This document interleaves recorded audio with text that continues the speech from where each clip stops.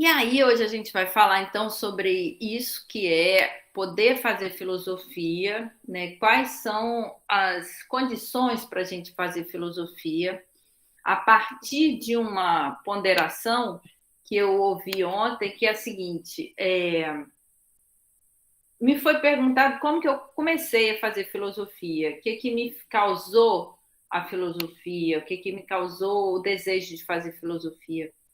E a minha resposta foi o seguinte: olha, que eu acho que existe isso, né, no pensamento, sobretudo socrático, que a gente é destinado à filosofia e mais, a gente é destinado a tudo que a gente vem a descobrir na nossa existência nessa terra, em função daquilo que a gente fez em outras vidas. Então, tem isso no pensamento socrático, existe a reencarnação, e tudo que a gente pode fazer e deixar de fazer está um pouco relacionada a essa possibilidade da gente ter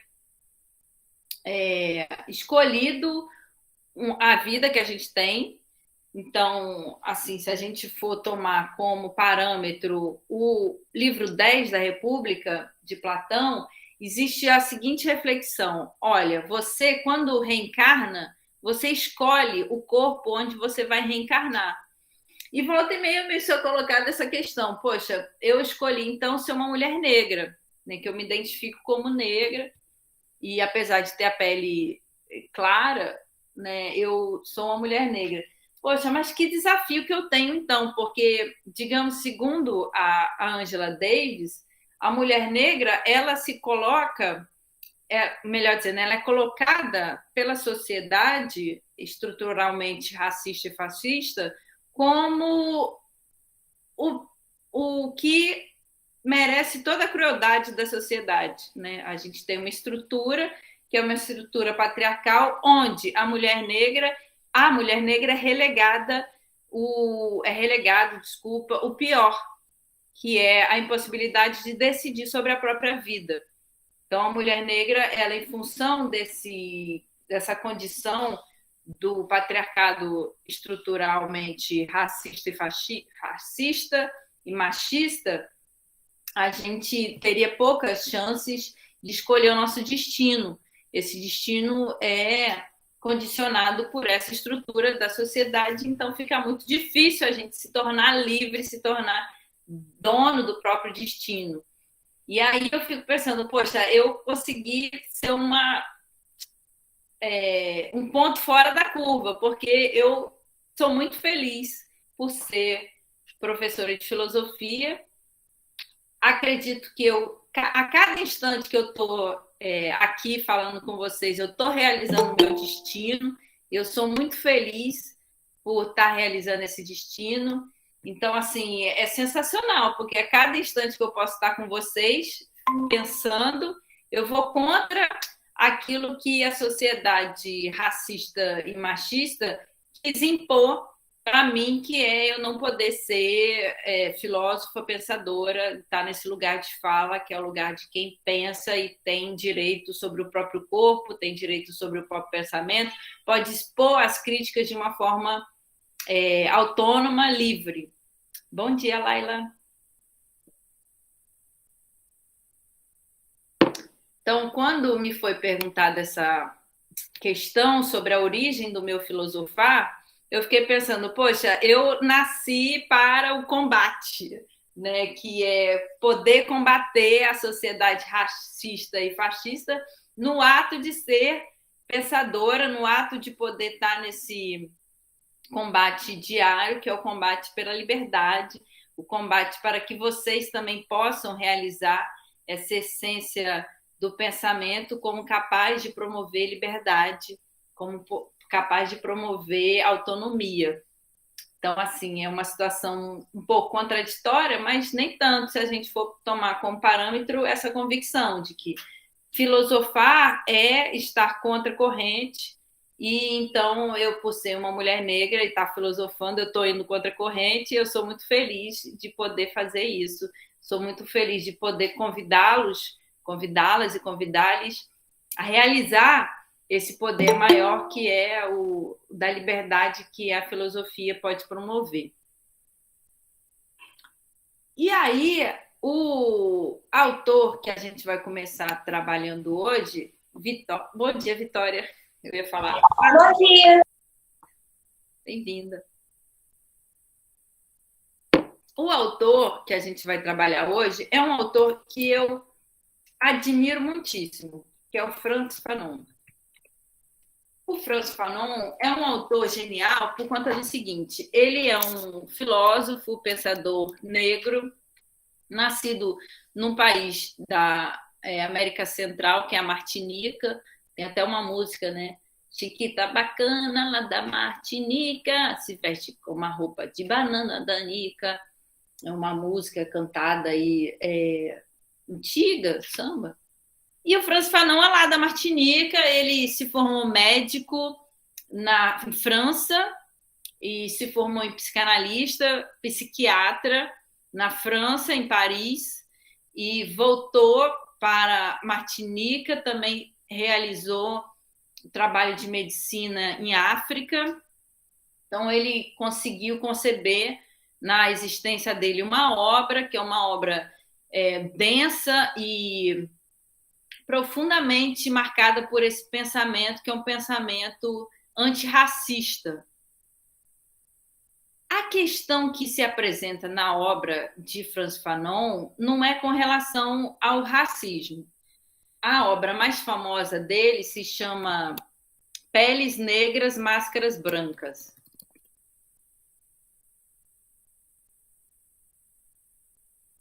Nessa obra, o Fanon vai pensar o seguinte: como que nas comunidades colonizadas existe um processo cruel de hierarquia com relação à pele. Então, existe uma hierarquia, segundo o Frantz Fanon, com relação a essa consideração de que as pessoas mais negras são vistas como tendo menos valor e as pessoas que têm uma parentela, né, uma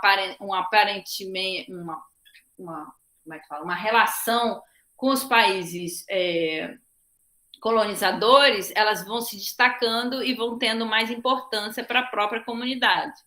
Então, o que o Frantz Fanon reparou é que essa hierarquia em que os brancos são tomados como seres com mais valor, esse processo, digamos, de embranqueamento da sociedade, ele observou tanto na Martinica quanto em África, e aí ele denunciou, né? Na obra dele ele tem esse lugar de fala, que é o lugar de denúncia disso, que se não for combatido, vai permanecer inconsciente na sociedade. E aí ele fala, né, ele denuncia o racismo e como que é preciso a gente combater o racismo para que todos, todas e todos possam ter um lugar na sociedade, um lugar de dignidade, lugar de acesso ao pensamento, de acesso à educação, que vinha sendo impedido em função desse racismo. Então, o racismo, segundo Fanon, ele se concretiza das mais diversas formas nas sociedades que foram colonizadas. E aí essas formas são de acesso à cultura, acesso à educação, acesso à saúde, né? Uma dinâmica extremamente cruel com as pessoas de cor negra que ele observa e que aí ele traz na obra dele denunciando. O que eu acho muito complicado nessa obra, Peles Negras e Máscaras Brancas, do Fanon, né? Não tem é só Peles Negras, Máscaras Brancas, é aquilo que ele vai observar com relação às mulheres negras. O Fanon vai observar o seguinte: nas sociedades martiniquenses, as mulheres negras, elas desejam se casar com homens brancos, de preferência burgueses, de preferência em situação de vida razoável. E aí, o que ele observa, o Fanon observa, é que essas mulheres negras, elas vão humilhar os homens negros que se candidatam a se casar com elas.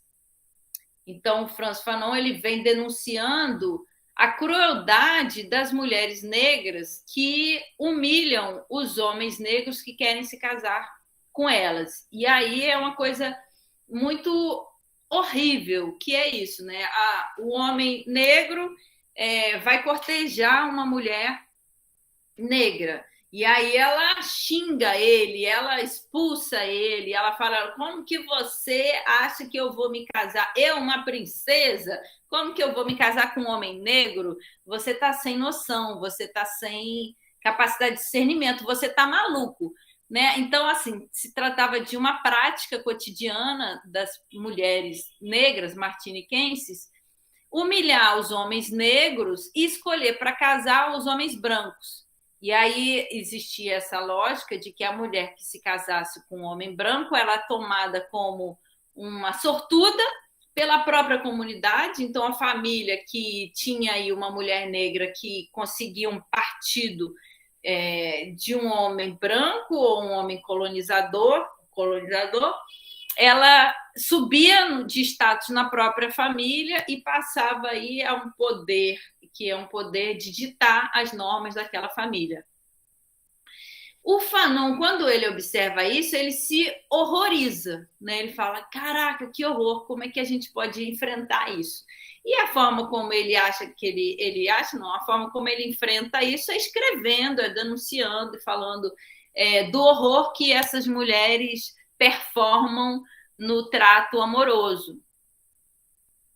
Agora, a gente lendo, né, eu, pelo menos, que sou radicalmente feminista e que compreendo o seguinte: o Fanon foi um homem negro que saiu da Martinica, se formou em Paris, se casou com uma mulher branca e voltou para a Martinica para falar das mulheres negras como que elas são, digamos, horríveis, né, os escrotas, né, para usar um vocabulário chulo, como elas são escrotas por maltratar os homens negros e se casar com homens brancos.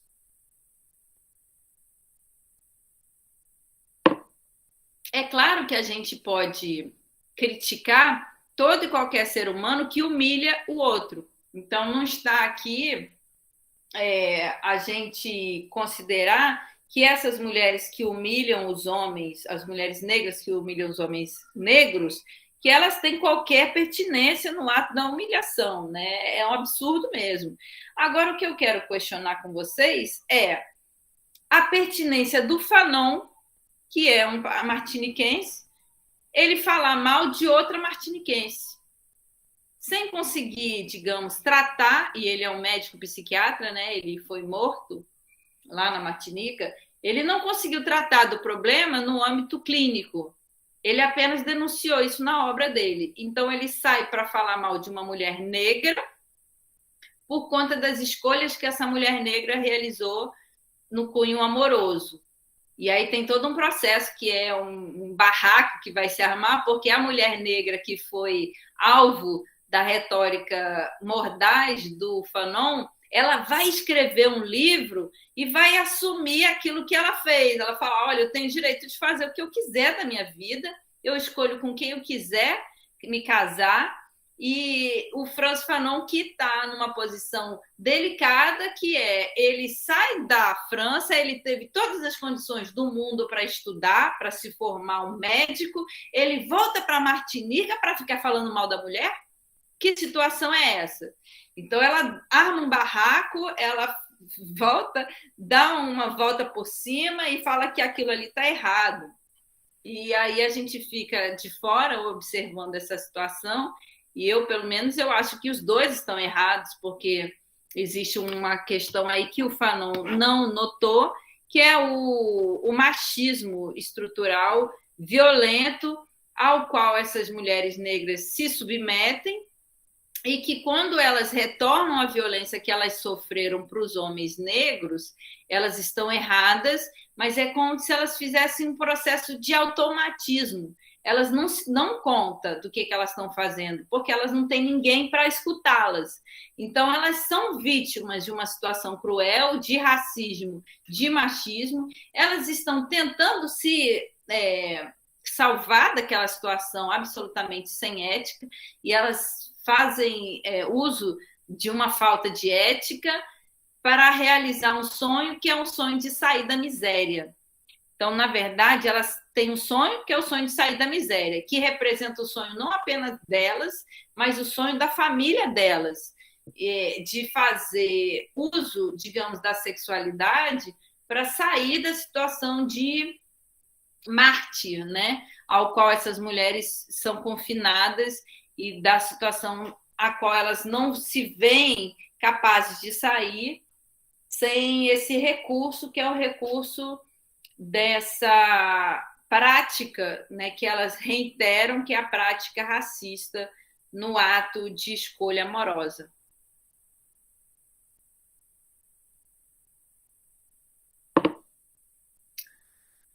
E aí a gente tem chance de observar nessa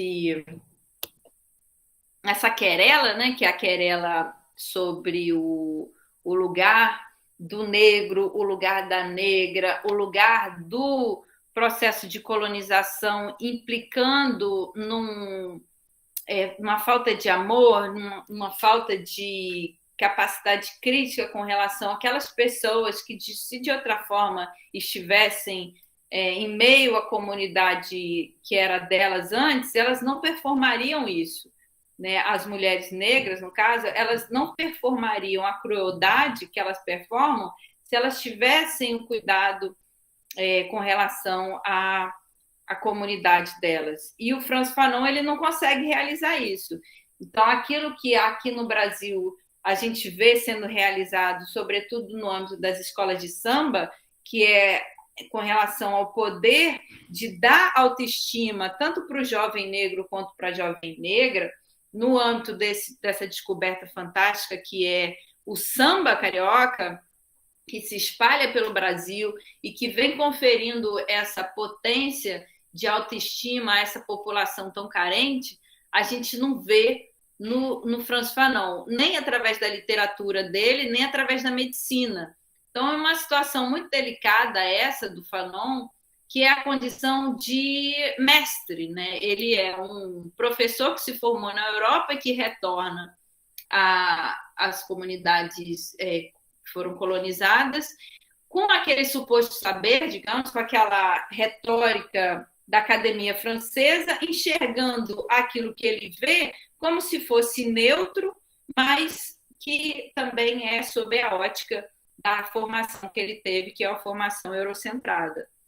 E isso ele vai repetir num texto que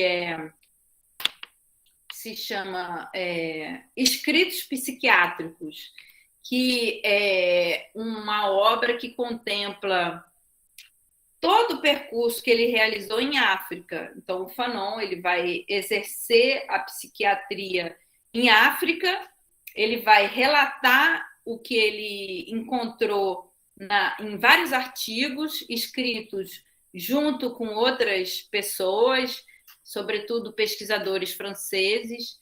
E o que a gente assiste nessa obra? Em cada um dos textos, em cada um dos artigos do Fanon, a gente pode assistir um processo de transformação pelo qual o autor vai passar. E aí a gente vê que, de início, ele é extremamente racista.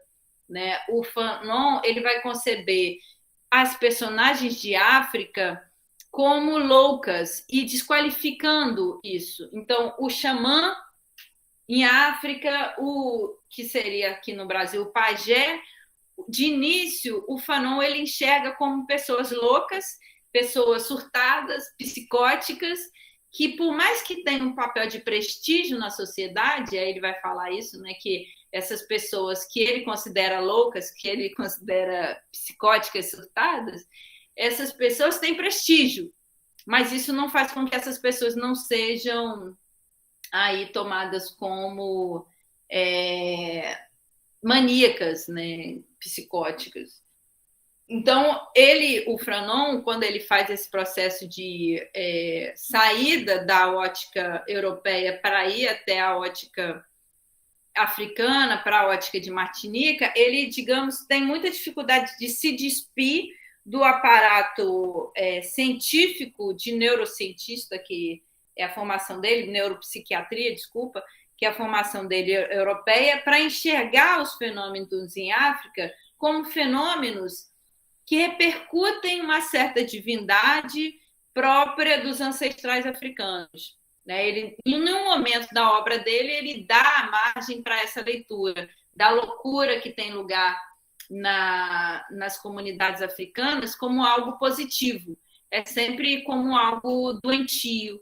Talvez porque essas personagens tenham, de alguma forma, procurado ele para se tratar e ele não tenha conseguido tratar essas pessoas. Mas não, ele também, as pessoas que têm apenas um lugar da sociedade de xamã, ele toma como pessoas doentias. Bom, isso poderia ser uma deficiência da obra se a gente não tivesse clareza de que o Fanon estava aí entre 1930 a 1950, desprovido de um poder que vai ser nos legado pela obra de um autor francês chamado Michel Foucault. O Foucault, desde a década de 60, Foucault é um filósofo francês, que desde a década de 60 vai estar buscando trazer o fenômeno da loucura como algo positivo. A loucura, segundo Foucault, é algo que pode nos ensinar sobre como que a gente é resultado de uma sociedade que tende a aprender a loucura, encarcerar a loucura e não aprender com a loucura. Então, hoje, a gente pode dizer que a gente é um pouco, na academia brasileira, filhos e filhas da obra de Foucault e daquilo que essa obra tem de vigoroso para mostrar que a loucura tem algo de rico, tem algo de rico. Então, eu, por exemplo, me foi perguntado sobre a origem do meu filosofar, eu fiquei pensando, a origem do meu filosofar vem de África, porque eu respeito os meus ancestrais africanos e tenho-os como queridos.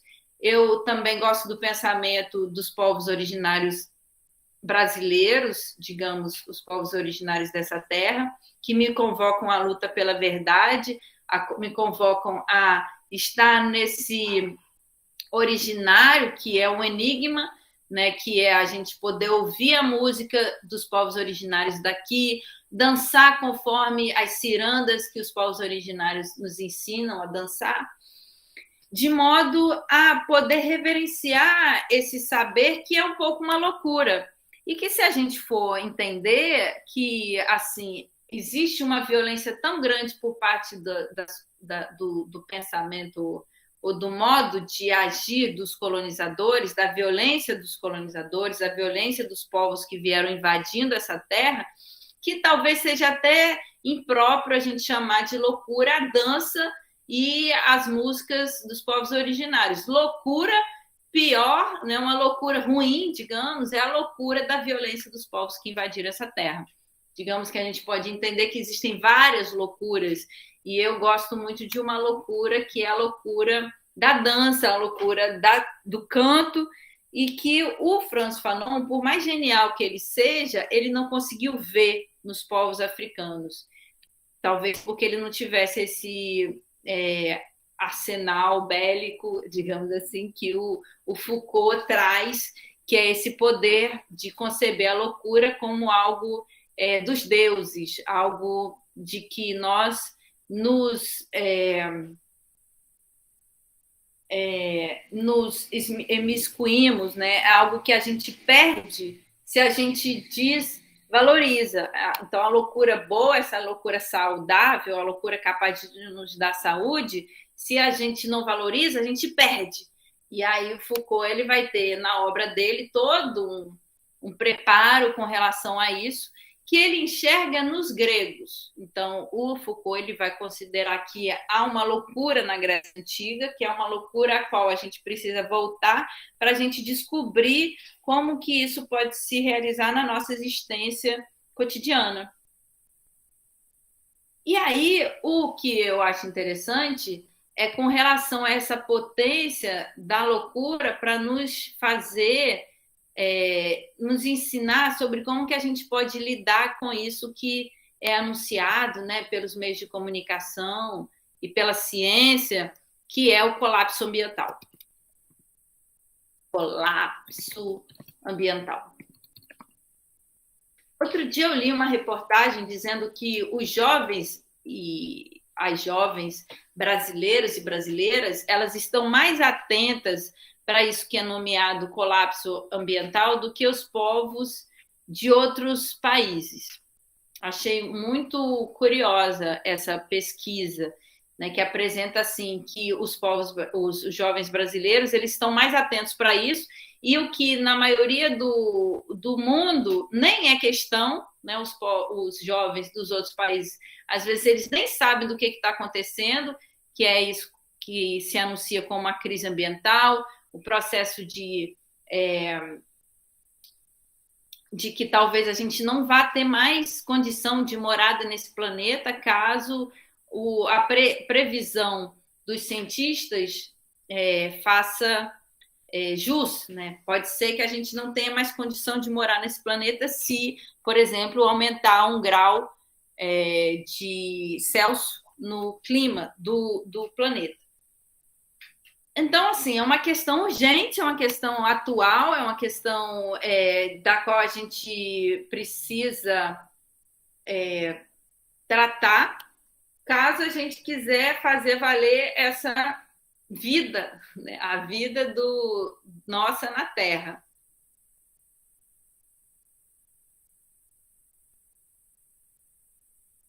Agora, existem muitas formas de trabalhar essa questão do colapso ambiental. Eu gosto muito de uma que é o seguinte, olha, uma vez eu vi um estudante me falou isso, professor, olha, não se preocupa, porque se acontecer o colapso ambiental, vai ser tão rápido que você não vai poder pensar mais sobre isso.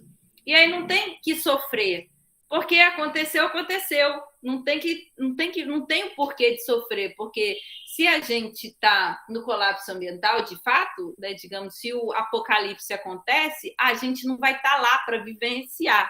O apocalipse, inclusive, é interessante a gente ponderar que na narrativa bíblica, o apocalipse é o melhor tempo. A palavra apocalipse na cultura pop é vista como um terror, né? Apocalipse, horror, que é fogo para todo lado. Na narrativa bíblica, apocalipse quer dizer revelação. Então, na verdade, seria uma predição de Jesus Cristo, né, que é o último livro do Novo Testamento. Jesus Cristo avisando as pessoas que são más e as pessoas que são boas, no seguinte sentido, ele fala, olha, os perseguidos, as pessoas que são boas, elas sempre são perseguidas. Aí ele faz um alerta, ele fala, olha, vocês que são perseguidos, não se preocupem, porque eu vou voltar e eu vou aliviar esse pesadelo que vocês estão passando, porque eu vou trazer justiça e aqueles que não retornam a violência com violência, eles vão estar sempre do meu lado. E aí ele oferece o ensino dele, que é com relação a isso, né? Se você leva um tapa, dá o outra face. Você não pode retornar a violência com violência. Por mais que você sofra tortura e sofra violência, você não tem que retornar o que você sofre, porque no final o próprio Cristo vai retornar e ele é que vai oferecer aí a justiça, que é a justiça eterna. Então, o Apocalipse, na Bíblia é falado assim, olha, é um período de felicidade, porque aqueles que não praticaram injustiças, não praticaram maldades, eles vão ser justificados. Eles vão poder estar ao lado de Jesus Cristo e aí vai ser um período de calma, um período de paz, um período de amor, de bênção, porque Jesus vai estar conosco. Então, é muito interessante a gente observar isso, né? Que aquilo que na cultura pop é tido como horror, que é um período de destruição, que inclusive está nesse registro, né, de que o colapso ambiental seja uma forma de a gente ter contato com isso, que é no Apocalipse o horror, na retórica bíblica do Novo Testamento é uma época de bênção, é uma época de vitória do bem sobre o mal. E aí é interessante a gente observar isso. Dos males, o menor. Se o meu estudante que falou isso, né? Que se o colapso ambiental acontecer de fato, a gente não vai estar lá para padecer o sofrimento do colapso. Eu achei interessante, né? Porque de fato é óbvio, porque se acontecer isso, de acontecer de tudo pegar fogo, de fato a gente não vai estar lá para poder mais ficar sofrendo. E a gente tem o registro bíblico, que é essa consideração de que a justiça é eterna. Então, se a vida eterna for de fato averiguável, digamos, e a gente morrer nesse âmbito, que é um âmbito do colapso ambiental, a gente vai ser justificado por Jesus Cristo, então vale a pena até lá, pelo menos, a gente seguir o caminho que é o caminho da ética. Ou seja, o caminho da ética sempre vale a pena, seja no colapso ambiental, seja no âmbito do apocalipse, seja no nosso dia a dia mesmo.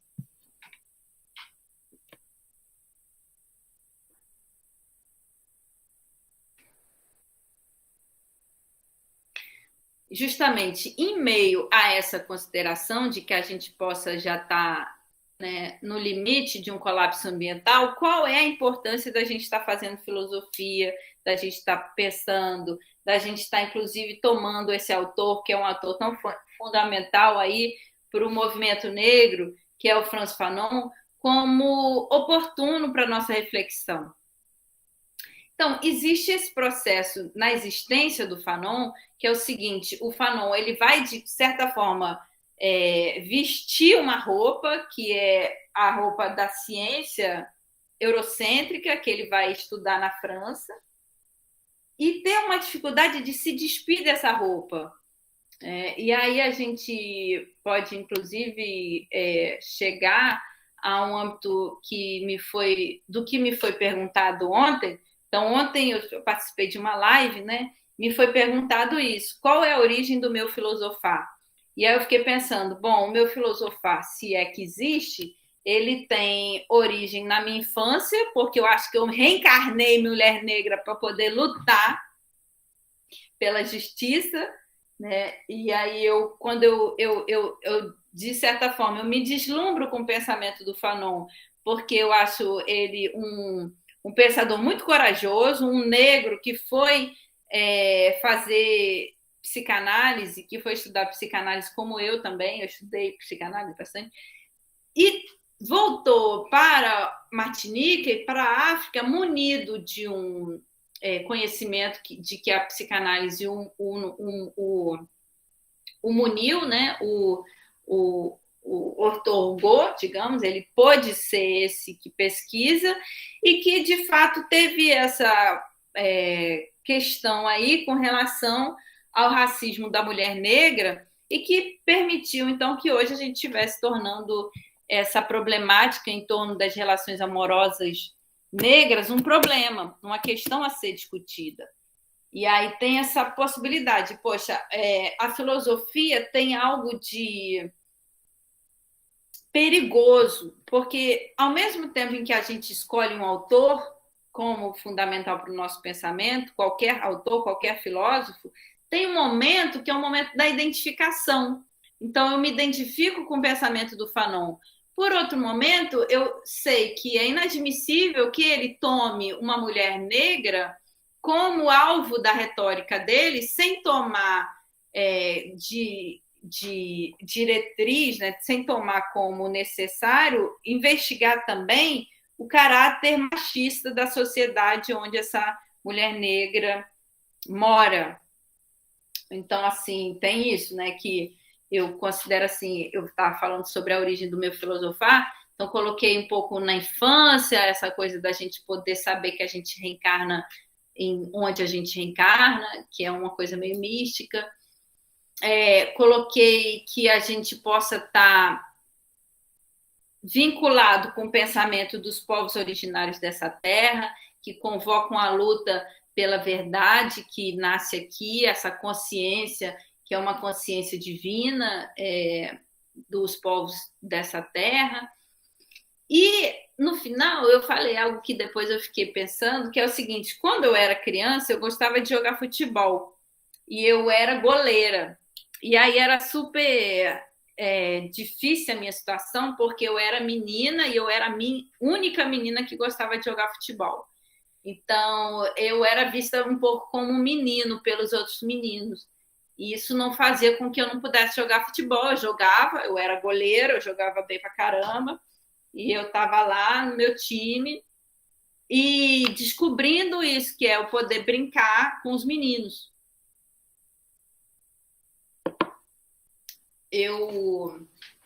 Na pergunta, eu fiquei pensando, poxa, tem algo disso, né? Quando a gente faz filosofia, é como se a gente aprendesse a jogar bola.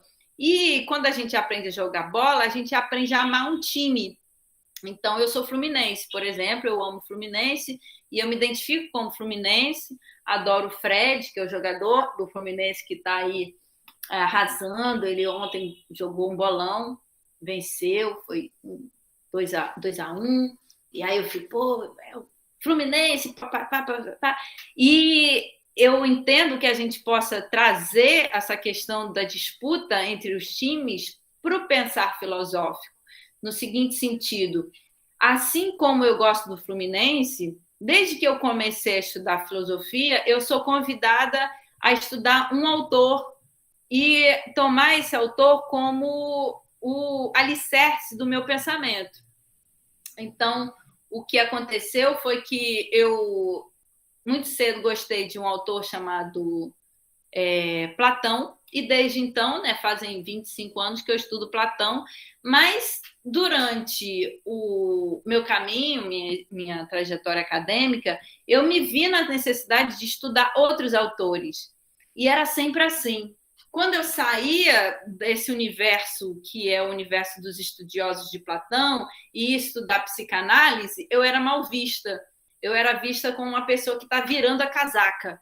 Não sei se vocês conhecem essa expressão, que virando a casaca a pessoa é fluminense. Aí ela deixa de ser fluminense e vai ser flamenguista. A torcida do Flamengo vê essa pessoa que mudou de time como um inimigo, porque é uma pessoa que vira casaca. Né? É uma pessoa que não tem aquela determinação que é de ser de um só time e permanecer nesse time para sempre. Então, assim, eu era vista como vira-casaca, né? Um meio patinho feio, uma pessoa que não tem aquela determinação, aquele amor pelo time, aquele vestir a camisa e ser daquele time para sempre.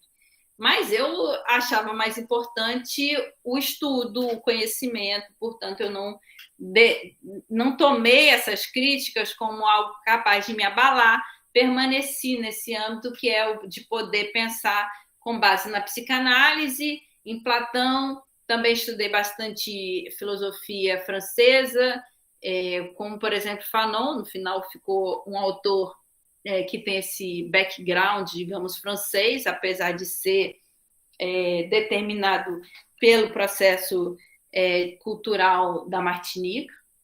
Ele não vai só falar mal das mulheres de Martinica, ele vai falar bem da pitonisa de Martinica, que é um enigma, porque ele não fala quase, ele só vai falar sobre ela numa nota de pé de página, que seria assim uma sacerdotisa que ele conheceu e que, a partir do momento que ele conheceu essa sacerdotisa, dá a entender que ele escreveu a obra dele.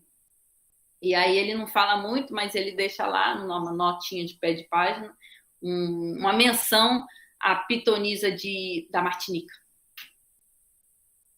E aí eu gostaria de, então, trazer essa consideração sobre o que significa virar casaca no âmbito da filosofia. O que significa essa possibilidade da gente enxergar o fazer filosófico a partir de várias perspectivas e não apenas de uma. O que significa poder aprender com Frantz Fanon, a crítica que ele faz tanto às sociedades colonizadas como hierarquicamente forjadas num processo racista, né, uma estrutura racista dessas comunidades. O que significa fazer filosofia com base no Platão, nesse pensador que é tão enigmático, né, da filosofia grega, que para alguns ele reitera o patriarcado grego, para outros ele é um autor feminista, na medida em que ele faz elogio das sacerdotisas gregas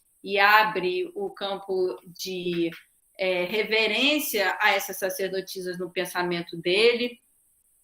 O que significa isso, né? E de que modo, acredito eu, que é importante para um aluno, para uma aluna, um alune que está se deixando tomar pelo prazer de filosofar, se colocar como capaz de virar casaca e fazer frente às críticas, né? Porque eu acho que, de fato, se a gente não se deixa tomar pelos pensamentos mais diferentes, a gente fica pobre, a gente empobrece o espírito. Para a gente deixar o espírito vigoroso, a gente precisa estar munido dessa possibilidade de se deixar tomar pelos pensamentos mais diversos e depois poder criticar esses pensamentos. Então, assim como eu acho que o Frantz Fanon é um autor imprescindível para pensar como se dá o processo de colonização e genial, porque ele conseguiu nos alertar para isso, que é o processo de hierarquia racista que se dá nas colônias, ele também tem aí um problema que é com relação a isso, que é colocar a mulher negra martiniquense como alvo das críticas dele, sem conseguir acolher essa mulher como uma mulher que sofre e que está dando vazão ao sofrimento quando ela escolhe um homem branco para casar.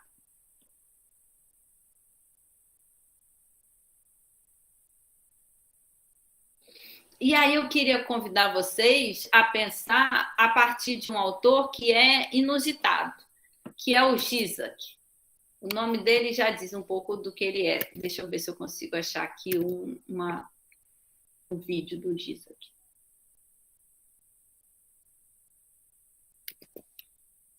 O Zizek é um autor da filosofia que ele é marcado pela irreverência. Digamos assim, que ele Slavoj Zizek.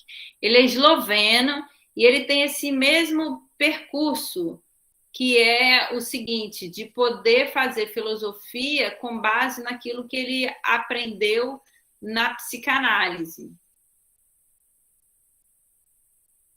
E o que ele faz é sempre um desafio, algo que nos coloca num lugar de desconforto, às vezes, que ele é muito irreverente. E ele tem essa capacidade de se colocar como um filósofo irreverente mesmo, né? Para vocês terem uma ideia, o que ele fez, acho que foi ano retrasado, antes da pandemia, ou até depois da pandemia, não, foi antes da pandemia. Ele fez o seguinte, ele tem uma formação de psicanalista, né, e de filósofo, ele critica muito os autores da filosofia com base naquilo que ele aprendeu na psicanálise, que a psicanálise é justamente essa técnica inventada por um autor chamado Sigmund Freud, que parte do pressuposto de que todos nós somos doentes, todos nós precisamos de tratamento, e o psicanalista seria esse que ele se tratou e aí ele pode tratar os outros. E aí o Zizek, ele não vai se dizer, digamos, assim, propriamente freudiano, nem lacaniano, como fazem a maioria dos psicanalistas.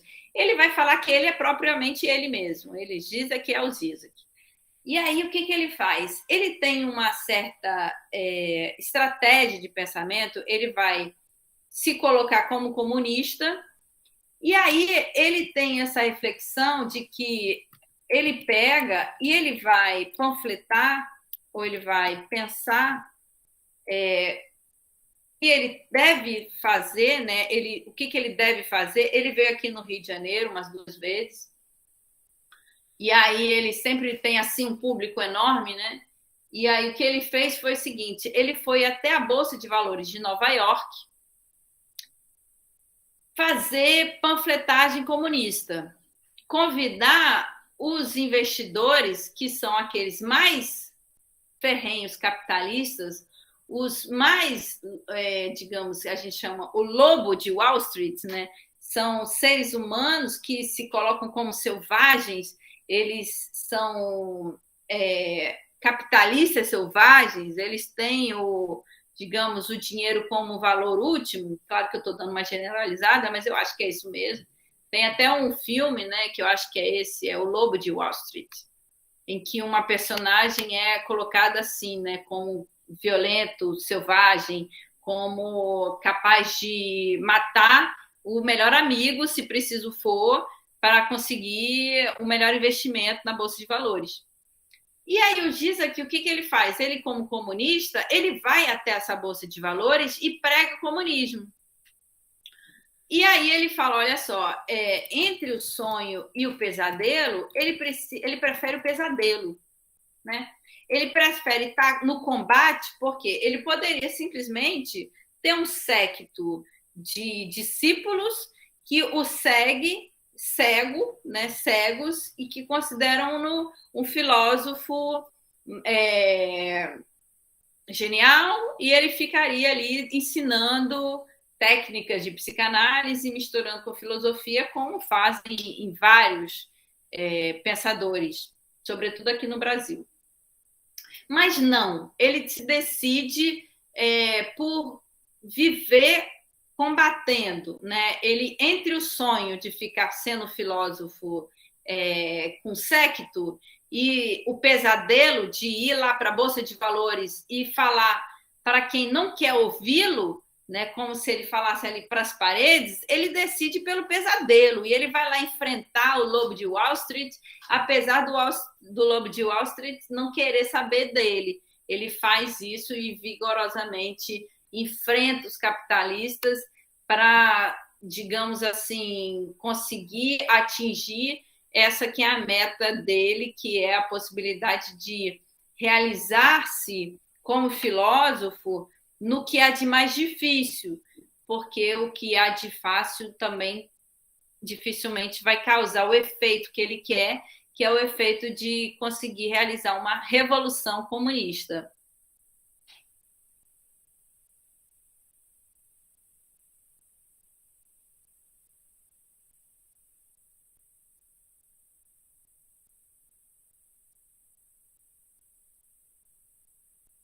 Então, a questão que o pensamento do Gizek busca resolver é com relação a isso. Em que medida o filosofar, quando ele permanece no seio das suas origens, das suas referências, ele não deixa de ser filosofar, né? Em que medida o pensamento filosófico, quando ele se coloca como um referencial, digamos assim, um referencial desconectado ou muito conectado com as suas fontes, ele não perde a sua essência, né? Isso que a gente quis dar conta a partir dessa noção de vira-casaca. O Gizek, ele é o que mais vira casaca, digamos, né? Ele estudou muito Hegel, aí num determinado período da vida dele ele fala que o Hegel é um histérico, né? Que o Hegel, histeria, o que quer dizer? A histeria é uma noção da psicanálise que se refere à pessoa que fala sem noção. Ela fala pelos cotovelos. O sintoma dela é fala. Ela não sabe do que ela está falando, mas ela está falando. Eu acho que eu sou um pouco histérica. Eu falo. E o Gizek que ele fala, olha, o Hegel, que é um pensador reverenciado pela tradição europeia, que vai ser um dos autores mais importantes aqui também na academia brasileira, por mais contraditório que isso soe aos ouvidos das pessoas que têm clareza sobre a violência do processo de colonização, a gente sabe que o Hegel vai ser um autor que vai proliferar aqui no Brasil, tem muitos hegelianos. E o Gizek, vou trazer a foto do Gizek aqui para vocês terem uma noção de como ele é. O Gizek, ele vai falar que o Hegel é um histérico, vai vender bastante livro com isso,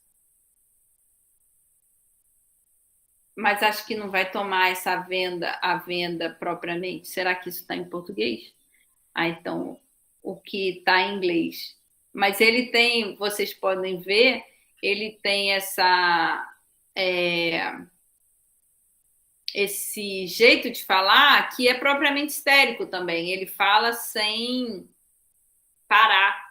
Talvez ele tenha visto no Hegel algo propriamente semelhante ao que o próprio Giza que realiza, que é uma fala sem fim, uma fala que não tem fim. Além de tomar o Hegel como um histérico, o Giza que ele vai colocar essa pertinência de que o pensar ele possa se fincar muito mais na repercussão da performance do filósofo do que propriamente nos textos escritos que nascem a partir do momento que o filósofo está pensando. Então, diz que ele vai falar, olha, ele, de certa forma, ele vai lá para a Bolsa de Valores panfletar sobre o comunismo, porque a repercussão que isso gera no mundo capitalista é mais influente do que a possibilidade dele estar com um séquito, um grupo de comunistas já conscientes do poder do comunismo para enfrentar isso que a gente conhece como colapso ambiental. Então, assim, o Gizek e muitos dos comunistas que eu conheço também, eles consideram que a gente não conseguirá lidar com isso que é o colapso ambiental sem abolir com o capitalismo, sem considerar o comunismo como a única via para enfrentar o colapso, né? Para a gente conseguir sair dessa berlinda, sair dessa situação horrível que é a angústia gerada pelo risco de crise ambiental e do colapso ambiental. Então, diz que ele fala, olha, a gente precisa ser comunista e não vai ser com um secto de comunistas que eu vou conseguir fazer a revolução.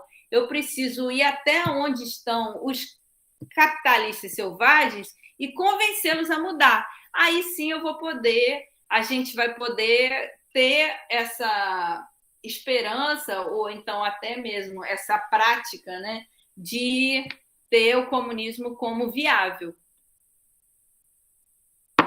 E aí o que eu acho sensacional é essa consideração de que o filosofar esteja muito mais no efeito causado pela performance do filósofo do que exatamente no ato dele ficar pensando. Para ilustrar essa consideração, eu gostaria de trazer o pensamento da Sueli Rosnick, que é uma psicanalista brasileira,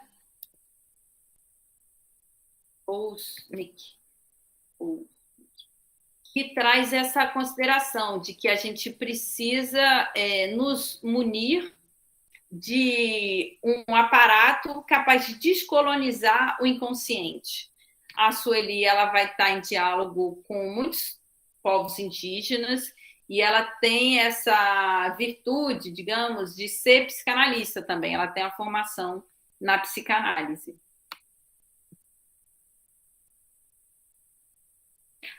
A Sueli Rosnick, ela fala o seguinte, que eu acho sensacional, que ela fala assim, olha, quando eu falo maçã, eu sendo mulher, as pessoas nunca vão desconstruir, né, essa possibilidade. Eu posso falar maçã e a maçã suscitar um efeito que é um efeito erótico.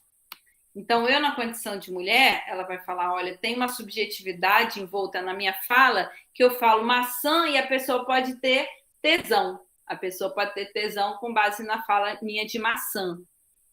Agora, quando eu chego e falo tesão, o efeito é o oposto. Por quê? Porque a sociedade colonizada ela não está preparada para enxergar uma mulher que fala sobre tesão com respeito.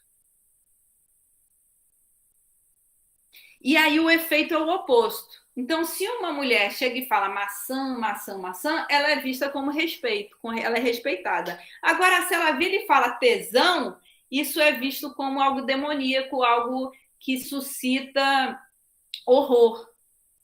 E aí o genial da performance da Sueli Rosnick é que ela fala, olha, eu só vou fazer alguma coisa se tiver tesão. Se não tiver tesão, nem conta comigo. E aí, no ato de fala dela, a gente é convidada a ser irreverente e a desconstruir essas categorias do que pode ou não pode ser feito. Né? A desconstruir essa ordem de valores, que é a ordem de valores de um pensar colonial. E aí, no ato de fala, que a Sueli ela nos convida a descolonizar o inconsciente. Então, é uma autora muito afinada com esse pensamento, que é o pensamento decolonial, e que nos coloca num âmbito que é o âmbito de estar abertos para o pensar, não a partir da causa que o pensamento precise, mas a partir do efeito.